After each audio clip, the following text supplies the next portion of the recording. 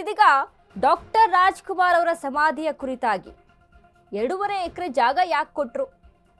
ಆಗಿನ ಸರ್ಕಾರ ಮತಕ್ಕಾಗಿ vote banking ಆಗಿ ಈ ಒಂದು ಕೆಲಸವನ್ನ ಮಾಡ್ತು ಅಂತ ಹೇಳುವಂತ ಈ ಅಹಿಂಸಾ ಚೇತನ್ ಅಂದ್ರೆ ಪ್ರತಿ ಬಾರಿನೂ ಇವರ ಒಂದು ಹೇಳಿಕೆಗಳನ್ನ ಗಮನಿಸ್ತಾ ಹೋಗ್ತೀವಿ. ಏನೋ ಒಂದು ಸುದ್ದಿ ಆಗಬೇಕು, ಏನೋ ಒಂದು ಟ್ರೋಲ್ ಆಗಬೇಕು, ಎಲ್ಲರೂ ನನ್ನ ತಿರುಗಿ ನೋಡಬೇಕು ಅನ್ನುವಂಥ ವಿಚಾರಕ್ಕೂ ಗೊತ್ತಿಲ್ಲ.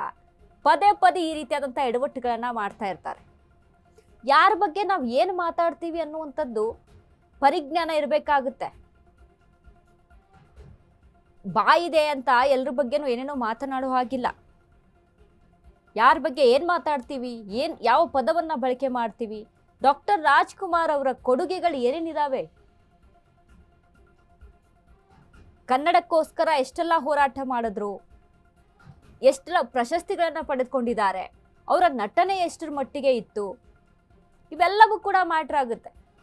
ಹಾಗಾಗಿ ಅವರ ಸೇವೆ ಕೂಡ ಅಪಾರವಾಗಿದ್ದು, ಅವರ ಒಂದು ನಟನೆಗೆ, ಅವರ ಒಂದು ಸೇವೆಗೆ ಮೆಚ್ಚಿ ಸರ್ಕಾರ ಅವರಿಗೆ ಈ ಜಾಗವನ್ನ ಕಲ್ಪಿಸಿಕೊಟ್ಟಿದೆ. ಅದ್ರ ಜೊತೆಗೆ ಪುನೀತ್ ರಾಜ್ಕುಮಾರ್ ಅವ್ರಿಗೂ ಕೂಡ ಸರ್ಕಾರ ಜಾಗವನ್ನ ಅಲ್ಲಿ ಕಲ್ಪಿಸಿಕೊಟ್ಟಿದೆ, ಸಮಾಧಿಗೆ.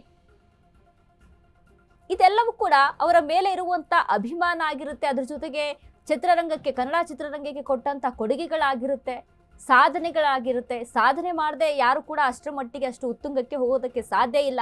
ಬಟ್ ಯಾರದೇ ಬಗ್ಗೆ ನಾವು ಮಾತನಾಡಬೇಕಾದ್ರೆ ನಾಲ್ಗೆಯನ್ನ ತುಂಬಾ ಹಿಡಿತದಲ್ಲಿ ಇಟ್ಕೊಂಡು ಮಾತನಾಡಬೇಕಾಗುತ್ತೆ. ಡಾಕ್ಟರ್ ರಾಜ್ಕುಮಾರ್ ಅವರ ಬಗ್ಗೆ ಮಾತನಾಡುವಂತ ಅರ್ಹತೆ, ಯೋಗ್ಯತೆ ಯಾರಿಗೂ ಇಲ್ಲ. ಈಗಲೂ ಸಹಿತ ಕನ್ನಡ ಇಂಡಸ್ಟ್ರಿಯಲ್ಲಿ ಡಾಕ್ಟರ್ ರಾಜ್ಕುಮಾರ್ ಫ್ಯಾಮಿಲಿ ಅಂತ ಅಂದ್ರೆ ಎಷ್ಟು ಮಟ್ಟಿಗೆ ಗೌರವ ಇದೆ. ಯಾಕೆ ಎಲ್ಲರೂ ಆ ಮಟ್ಟಿಗೆ ಗೌರವವನ್ನ ಕೊಡ್ತಾರೆ? ಅದೇ ಸಂಪ್ರದಾಯವನ್ನ ಈಗಲೂ ಕೂಡ ಶಿವರಾಜ್ ಕುಮಾರ್ ಅವರು ಕೂಡ ಬೆಳೆಸ್ಕೊಂಡು ಬಂದಿದ್ದಾರೆ. ಶಿವಣ್ಣ ಅಂತ ಅಂದ್ರೆ ಕನ್ನಡ ಚಿತ್ರರಂಗದಲ್ಲಿ ಎಲ್ಲರೂ ಕೂಡ ಒಂದು ರೀತಿಯಾದಂಥ ರೆಸ್ಪೆಕ್ಟ್ ಅನ್ನ ಕೊಡ್ತಾರೆ. ಅಂದ್ರೆ ಆ ಫ್ಯಾಮಿಲಿಗೆ, ಡಾಕ್ಟರ್ ರಾಜ್ಕುಮಾರ್ ಅವರ ಫ್ಯಾಮಿಲಿಗೆ ಬಂದಂತ ಗೌರವ ಆ ರೀತಿಯಾಗಿ ಅದು ಎಲ್ಲಿಂದ ಬಂತು? ಡಾಕ್ಟರ್ ರಾಜ್ಕುಮಾರ್ ಅವರ ಆ ಒಂದು ವ್ಯಕ್ತಿತ್ವದಿಂದ. ಹಾಗಾಗಿ ಕನ್ನಡ ಚಿತ್ರರಂಗಕ್ಕೆ ಸಾಕಷ್ಟು ಕೊಡುಗೆಗಳನ್ನ ಕೊಟ್ಟಿದ್ದಾರೆ. ಕನ್ನಡ ಸಿನಿಮಾಗಳತ್ತ ತಿರುಗಿ ನೋಡೋ ಹಾಗೆ ಮಾಡಿದಂಥವ್ರು ಡಾಕ್ಟರ್ ರಾಜ್ಕುಮಾರ್. ಅವ್ರು ಈ ಪಾತ್ರ ಮಾಡಿಲ್ಲ ಅನ್ನುವಾಗಿಲ್ಲ, ಎಲ್ಲ ಪಾತ್ರಗಳನ್ನ ಮಾಡಿದ್ದಾರೆ. ಅವ್ರು ನಟಿಸಿರುವಂತ ಪ್ರತಿಯೊಂದು ಪಾತ್ರವೂ ಕೂಡ ಸೂಪರ್ ಹಿಟ್. ಅಷ್ಟರ ಮಟ್ಟಿಗೆ ಅಭಿಮಾನಿ ಬಳಗ ಇದೆ. ಈಗಲೂ ಸಹಿತ ರಾಜ್ಕುಮಾರ್ ಅವರ ಪಿಕ್ಚರ್ ಬಂದ್ರೆ, ಮೂವಿ ಬಂದ್ರೆ ಸಾಕು, ಟಿವಿ ಮುಂದೆ ಹೋಗಿ ಕೂತ್ಕೋತಾರೆ ಜನ. ಹಾಗಾಗಿ ಏನೋ ಯಾರ್ದ ಬಗ್ಗೆ ನಾವು ಏನೋ ಮಾತನಾಡುವಾಗ ಸುಮ್ಮನೆ ನಾಲಿಗೆ ಇದೆ ಅಂತ, ನಾಲಿಗೆ ಯಾವ ಕಡೆ ಬೇಕಾದ್ರೂ ಹೊರಳುತ್ತೆ ಅಂತ ಮಾತಾಡೋ ಹಾಗೂ ಇಲ್ಲ.